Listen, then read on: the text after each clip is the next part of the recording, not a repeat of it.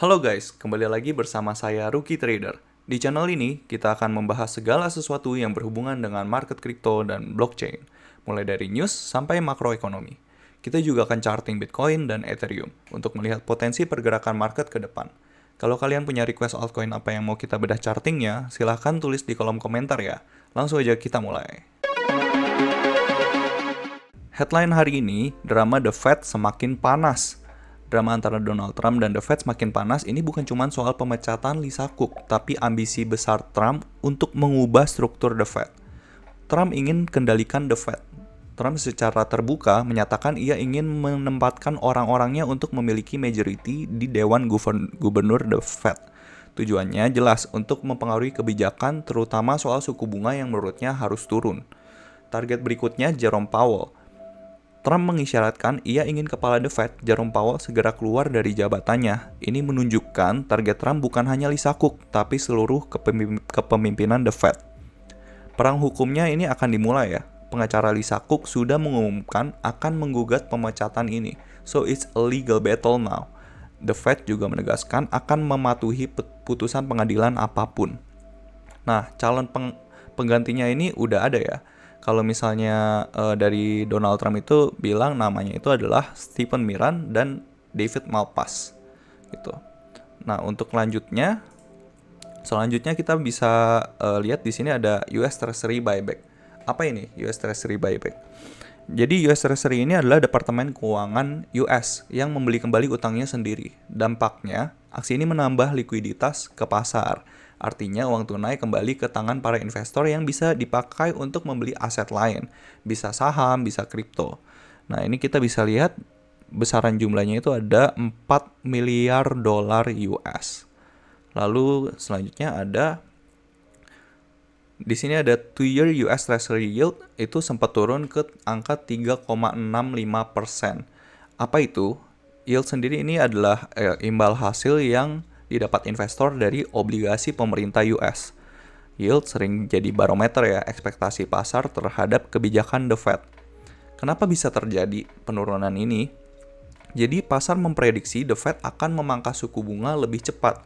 Turunnya yield juga dipicu oleh flight to safety dari para investor. Jadi investor berpindah dari aset yang memindahkan aset mereka ke aset yang lebih safety atau risk of asset di tengah ketidakpastian politik. Dampaknya apa? Turunnya yield ini umumnya positif untuk aset berisiko seperti saham dan kripto karena sinyal kebijakan The Fed yang akan menjadi lebih longgar. Lalu kita akan lihat data ekonomi dari minggu ini ya. Kemarin kita ada keluar new home sales, ini angkanya naik. Ini nggak terlalu berpengaruh ya ke market kripto ya. Terus juga ada CB Consumer Confidence. Ini adalah mengukur seberapa optimis konsumen terhadap ekonomi. Angka tinggi ini menunjukkan konsumen siap belanja dan memiliki rasa kepercayaan diri ya terhadap ekonomi. Terus kita lanjut lagi ke crude oil inventories, ini mempengaruhi harga minyak. Nggak terlalu berpengaruh ke market kripto. Terus ada GDP. Nah, GDP ini lumayan berpengaruh ya.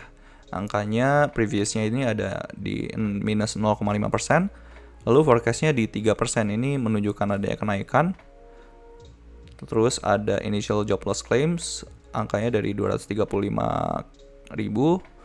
Lalu forecastnya 231.000. Ini jelas ada penurunan. Tapi bisa dibilang ini datanya mix ya. Jadi GDP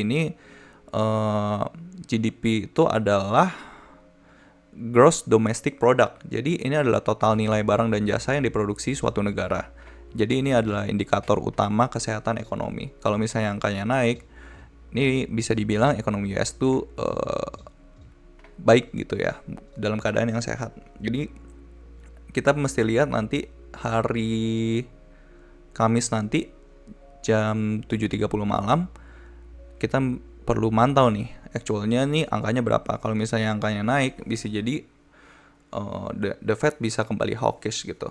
Tapi sebenarnya ya the Fed itu sekarang ini lebih melihat ke data ketenaga kerjaan karena di pertemuan FOMC kemarin itu Jerome Powell udah bilang untuk lebih fokus ke data ketenaga kerjaan gitu. Nah, terus kita lanjut lagi ke initial jobless claims. Initial jobless claims yang tadi itu angkanya turun ya. Kalau misalnya turun, otomatis orang-orang yang pertama kali mengajukan tunjangan pengangguran ini angkanya itu turun juga ya, gitu. Cuman kita juga perlu lihat nanti actualnya kayak gimana. Nah, terus ada yang penting lagi nih. Nah, ini dia nih data penting yang akan keluar hari Jumat nanti ya. Hari Jumat jam, kita lihat dulu, jam 7.30 malam. Ini ada Core PCE Price Index month over month sama Core PCE Price Index year over year. Terus ada yang PCE Price Index sama yang year on year, year over year sama month over month. Nah, kita perlu tahu ya bahwa Core PCE ini adalah angka inflasi yang dilihat the Fed. Jadi ini sangat penting ya. Kalau misalnya inflasinya itu naik, itu bisa jadi the Fed akan lebih hawkish lagi. Tapi kalau misalnya turun atau misalnya minim-minim angkanya sama, itu bisa membuat the Fed itu optimis untuk pangkas suku bunga gitu. Tapi kalau misalnya kita lihat dari CME, wait a minute, kita coba lihat dari FedWatch. Nah, per hari ini itu probability untuk the Fed mangkas suku bunga di tanggal 17 September nanti itu naik nih angkanya, jadi 87,3%. Yang kemarin itu sempat di angka 83,7%, jadi ada kenaikan. Ini angkanya kembali lagi fluktuatif ya, jadi nggak bisa menjadi patokan apakah the Fed nanti September tetap pangkas suku bunga atau enggak. Tapi bisa disimpulkan bahwa market itu berpendapat nanti tanggal 17 September kemungkinan besar itu the Fed akan pangkas suku bunga.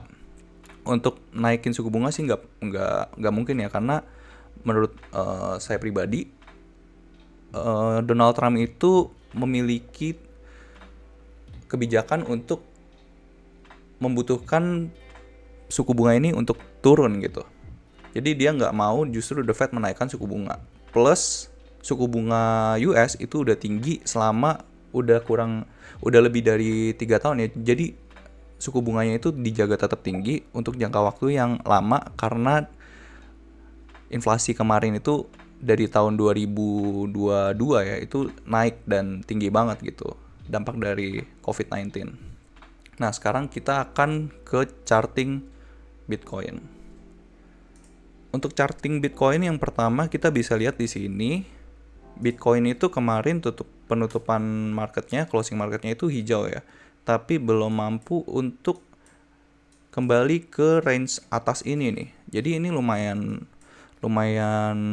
buruk ya, karena kalau misalnya market gak berhasil nge-take out SNR ini bisa kemungkinan SNR ini menjadi resisten gitu, dan bisa membuat harga menjadi lebih turun lagi.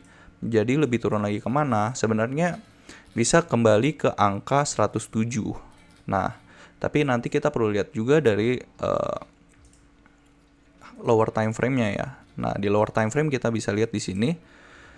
Jadi Bitcoin baru saja ke-reject ya dari order block ini. Sebenarnya ini adalah order block dari 15 menit. Jadi kalau misalnya kita lihat di sini, nah 15 menitnya bisa dibilang ini masih bearish ya. Walaupun di sini ada di internalnya kita bisa bilang dia udah market structure shift, tapi kalau misalnya dia kembali ke reject dari situ, itu salah satu yang kurang bagus gitu untuk BTC sendiri.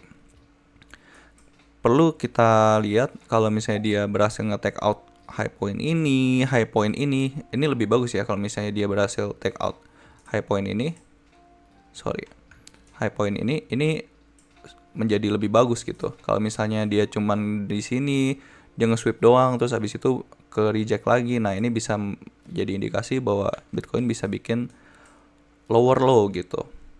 Kurang bagus ya sebenarnya, sayang banget kalau misalnya dia ke reject dari sini, ini bad indicator banget.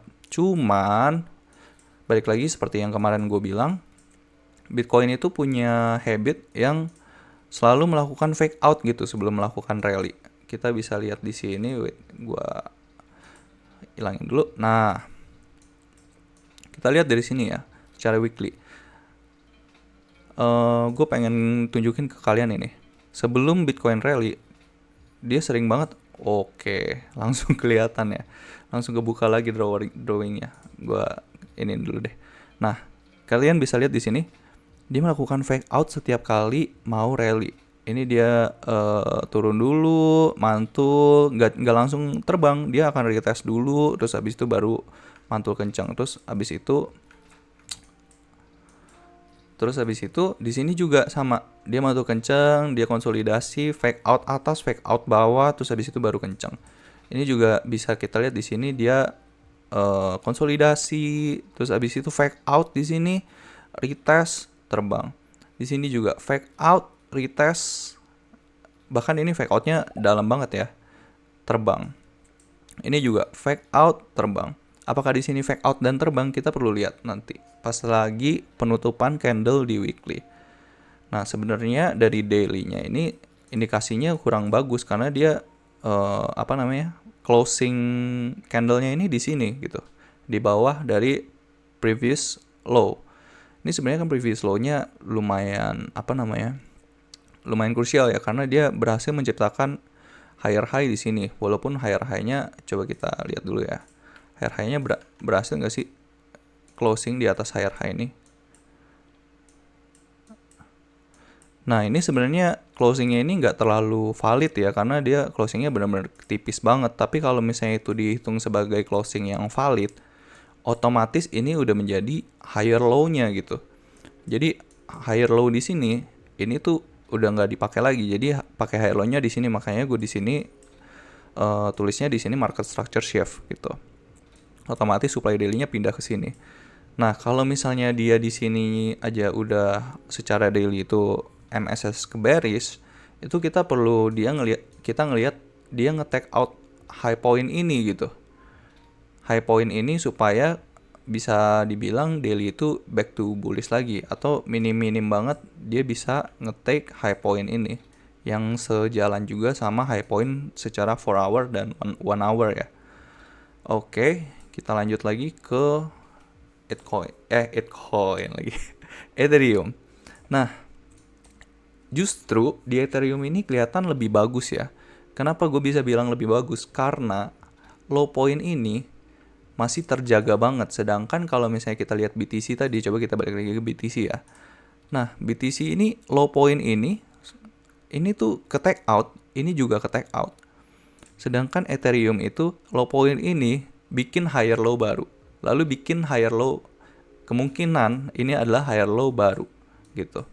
Seperti yang gue kemarin bilang juga, ini dia ketahan di SNR dan lagi testing ke supply 1 hour-nya. Tapi gue lumayan confidence dia bisa nge-take out supply 1 hour ini. Nanti gue akan kasih tahu alasan gue kenapa. Tapi kita bisa lihat di sini 4 hour itu masih bullish dan dia cuman retest ke SNR ini. Terus dia juga ada indikasi bahwa di sini udah melakukan pullback nih secara 1 hour. Kalau misalnya di sini dia udah melakukan pullback, terus dia nge-take out high point ini, otomatis 1 hour-nya udah back to bullish lagi. Yang akan sejalan dengan 4 hour-nya, dengan daily-nya, bahkan daily-nya itu masih di sini gitu. Low point terakhirnya. Oh, wait. Gue belum update ya. Ternyata daily demand daily-nya itu udah di sini, guys. Oke. Ini dia demand daily terakhir ya. Karena dia udah berhasil menciptakan higher high gitu. Nah, ini good indication banget nih buat Ethereum. Kenapa bisa kayak gini? Kita coba lihat ke Bitcoin dominance ya. Nah, Bitcoin dominance ternyata setelah dia 4 hour-nya itu melakukan market MSS ini, market structure shift di sini, dia itu kepentok sama yang namanya weekly SNR yang kemarin gue bilang juga. Ini bisa jadi potensi untuk kepantul di sini gitu, sama kayak yang terjadi di sini. Jadi ini adalah struktur SNR, dia coba kepentok, coba naik tapi kepentok SNR ini dan dia creating lower low. Harusnya bisa creating lower low, tapi kita nggak usah prediksi the market. Oh, di 1 hour-nya bisa kelihatan jelas ya. Di sini dia udah creating lower low. Jadi MSS di sini. But ini dia balik lagi ya ke range atas high point ini ya. Jadi bisa dibilang ini, nah kelihatan kan 15 menitnya ini jadi kayak liquidity sweep, terus habis itu dia MSS di sini. Kalau misalnya sering terjadi MSS kayak gini, bisa dibilang bahwa ini lagi konsolidasi. Jadi kita nggak perlu terburu-buru. The good news is money flow itu lagi ada di altcoin gitu. Coba kita lihat ke total IS ya. Nah, total IS ini dia lagi testing nih karya supply 1 hour-nya. Kalau misalnya dia berhasil flipping di sini, itu ada indikasi bahwa dia siap untuk creating higher high dan testing ke supply 4 hour-nya. Kalau misalnya ini juga bisa flip, it's a good news for altcoins. Kenapa gue bilang ke altcoins? Karena total IS ini kan sebenarnya keseluruhan total market cap excluding stable coins ya.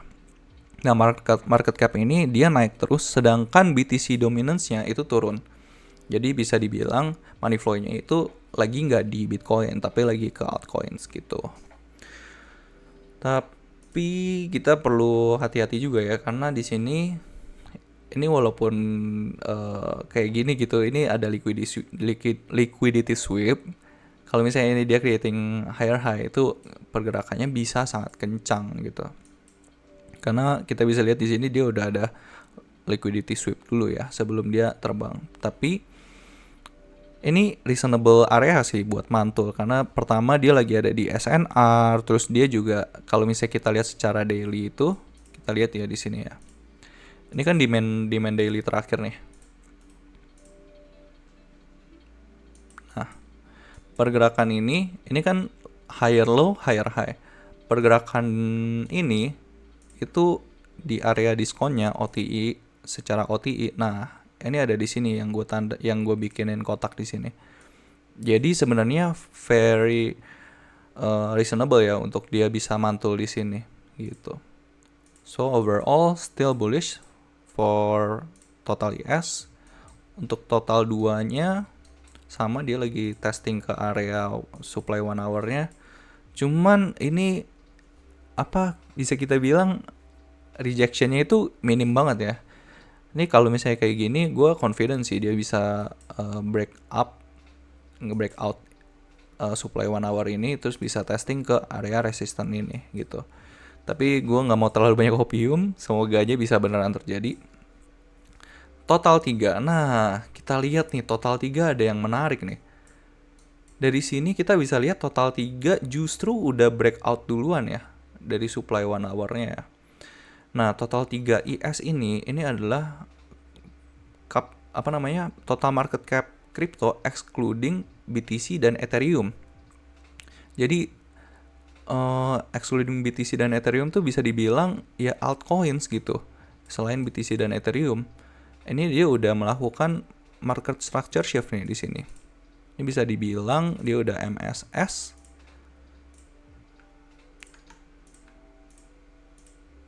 Dan supply-nya itu demand 1 hour-nya itu balik ke sini. Yang sejalan sama demand 4 hour-nya juga. Di 4 hour-nya kita bisa lihat di sini dia habis market structure shift, dia bikin higher high, terus habis itu retest ke demand area-nya, terus sekarang lagi mantul. Tapi balik lagi ya, kalau misalnya banyak MSS tuh bisa dibilang kalau ini lagi emang lagi sideways aja gitu. Nah, kita ada trendline itu, kita perlu hati-hati juga. Terus kalau misalnya dia berhasil nge-take out resistance ini kan ada resistance nih yang tercipta di sini. Nah, kalau misalnya dia berhasil nge-take out resistance ini, ya kita bisa lihat kalau dia bisa aja retest ke all time high di sini gitu. Nah, all time high di sini. Kalau misalnya dia udah berhasil breakout dari channeling ini good banget ya buat market crypto ya. Tapi expect di area ini 1,75 dan 1618 ini expect ada yang namanya rejection ya, karena satu, ini adalah area all time high-nya total 3 IS, dan ini juga bisa dibilang 1618 dan 175-nya wave 3 dari pergerakan ini. 1, 2, and 3. Kalau misalnya nyampe sini, terus nggak ada hambatan, dia bisa retest ke area ini gitu. Gue expect-nya sih dia bisa nge-take out ATH ini ya. Hopefully. Nah, lanjut ke others. Others ini dia itu excluding top 10 ya. Jadi pure altcoins yang medium caps, yang low caps gitu.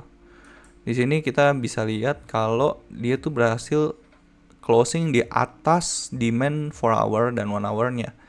Kalau misalnya dia bisa creating higher low kayak gini, ini bisa bikin dia ada kesempatan untuk mantul lebih jauh gitu.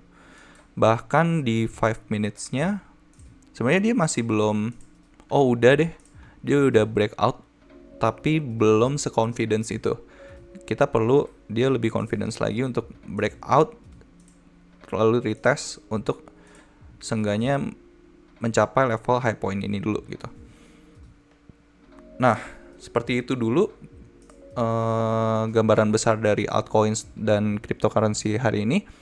Berita-berita yang kita baca tadi itu semuanya berpengaruh ya ke market crypto. Jadi kita perlu untuk melihat berita secara reguler gitu, supaya kita tahu pergerakan market tuh kayak gimana gitu, dan berita hot apa yang menggerakkan pasar. Apalagi sekarang di zaman kepemimpinan Donald Trump, dia sering banget nge-tweet di terus sosialnya dia. Jadi itu bisa jadi penggerak market juga gitu. Oke, sekian video hari ini. Kalau misalnya kalian suka dengan video ini, kalian bisa bantu subscribe ke channel ini, Rookie Trader. Dan jangan lupa like dan juga nyalakan loncengnya supaya kalian gak ketinggalan update video setiap harinya.